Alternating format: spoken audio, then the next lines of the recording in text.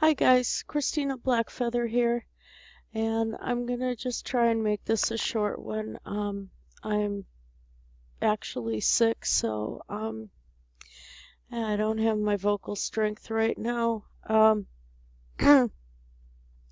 I wanted to do not necessarily a response to Skylar Fiction's latest video um, about God and Adam and Eve and original sin.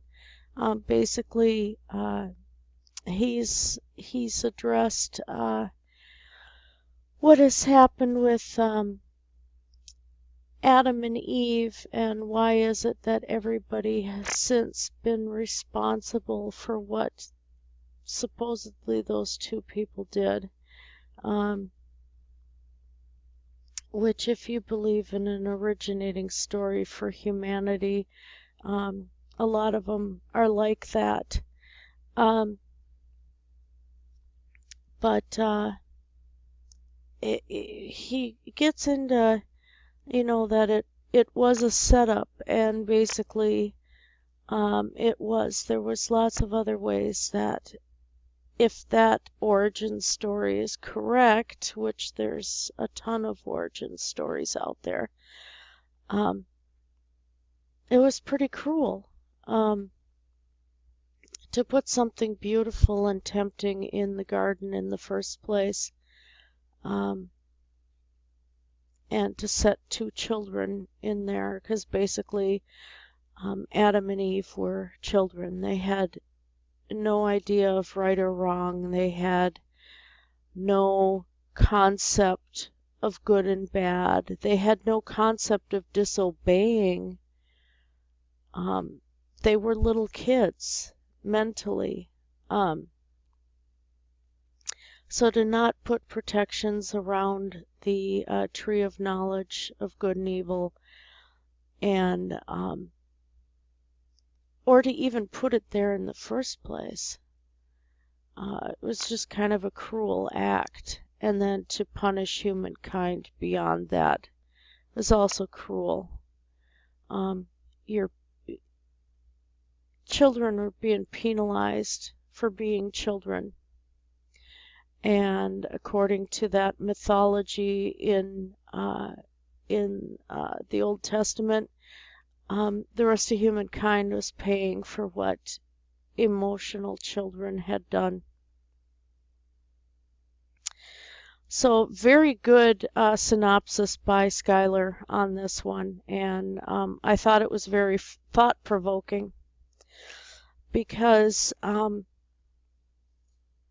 if we're looking at the way we behave now, he got into how God did this thing where supposedly only certain people who believe can be redeemed and stuff like that, when God could have just said, hey, we started off on the wrong foot.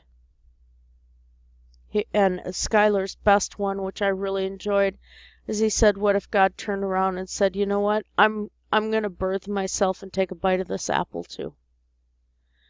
And I thought that was pretty profound, actually. As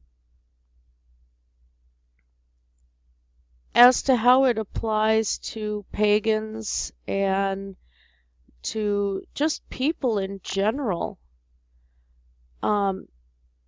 if there's such a complaint about what God has, about this inerrant cruelty, and there's a complaint about how sinful we are and all of this stuff, and it tends to carry to the rest of us who even don't believe in Christianity or believe in the Abrahamic religions at all, because we don't hear the end of it. And the thing is you have to think at that point, what is it you're actually doing in your life? Are you being Christ-like? Do you have a concern for others for their well-being, and not just after they're dead, but for the now? And Jesus, Yeshua was taking care of people at that time.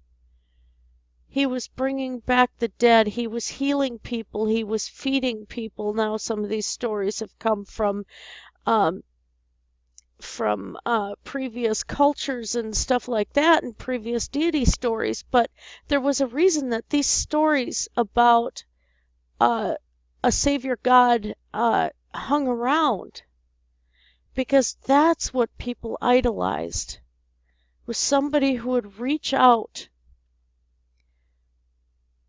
and help fellow humankind, because our life throughout the ages has never been easy.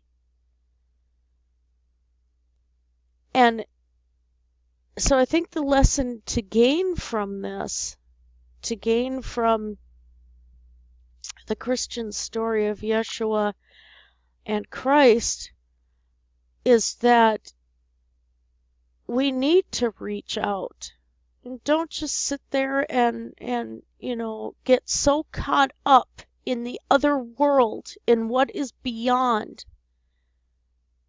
and think about what we're doing now. And any one of us, regardless of our religious practices, can be more Christ-like. Now, some of the stories in there, of course, he acts like the warrior. He acts like he's going to be bringing about anger and hate and strife and stuff. And especially if you pay attention at all to the book of Revelations. But I guess all in all, everybody is two people in some respect. And every deity out there is two people. If you look at the Creator God from the Old Testament, and then from the New Testament, they're not the same. They're not the same deity.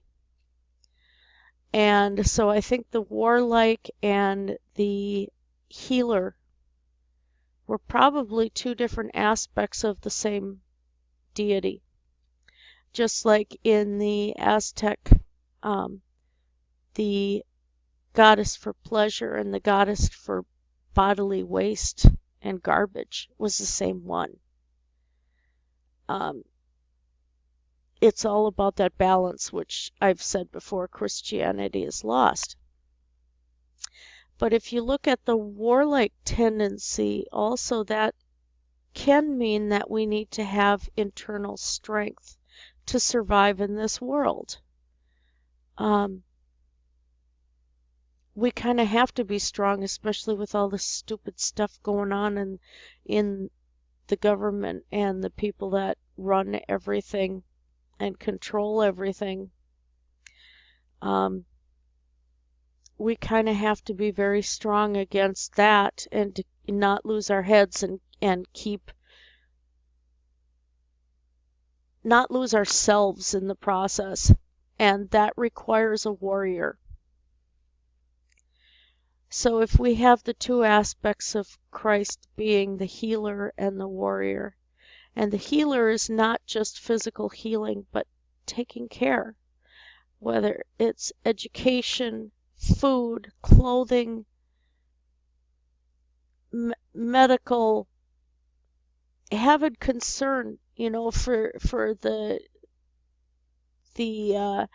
ones who cannot fight back. And I know some people focus at that point just on animals, but you think about it, we're an animal as well. And we have people in our cities and in our cultures that have severe problems that cannot fend for themselves.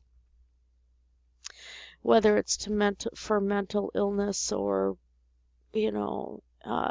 war veterans that come back and, the government just kind of disregards them after that, or children that are born to crappy families that have no chance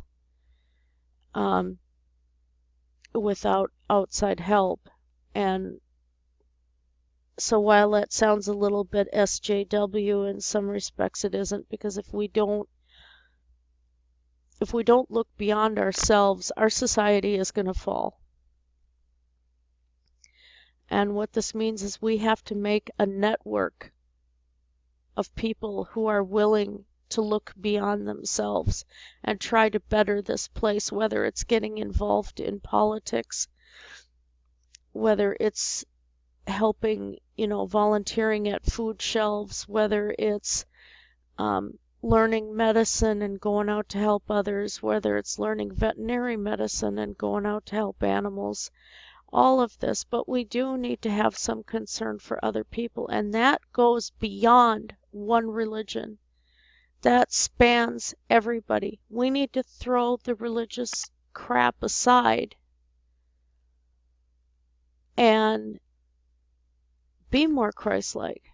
And so whether you're pagan or what have you, it, pardon me,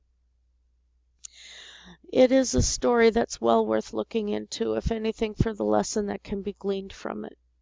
And I think that is the lesson we need to get from the story of Yeshua, not this elitist attitude, well, I believe, therefore I'm going to be saved. I think we've got salvation all mixed up. We don't understand what that is or what it was meant. For one, we don't have the original texts. We don't have the original meanings. A lot of the words have changed. So many translations of that book. And so I think the real meaning has gotten lost. Our salvation is in ourselves and being human together. And at that point, it isn't the same type of salvation that these preachers are talking about. Because we could all be wrong. Some of us could be right about the afterlife, but right now we have to be concerned about the now, and the world is pretty rough right now. So let's reach out and try and take other people's, link arm in arm and just walk down the road together. And because you can't force another person to believe what you believe in the afterlife, you can't force another person to believe anything. They have to come to conclusions or go their own path on their own. But we certainly can walk together and try and make this world a better place.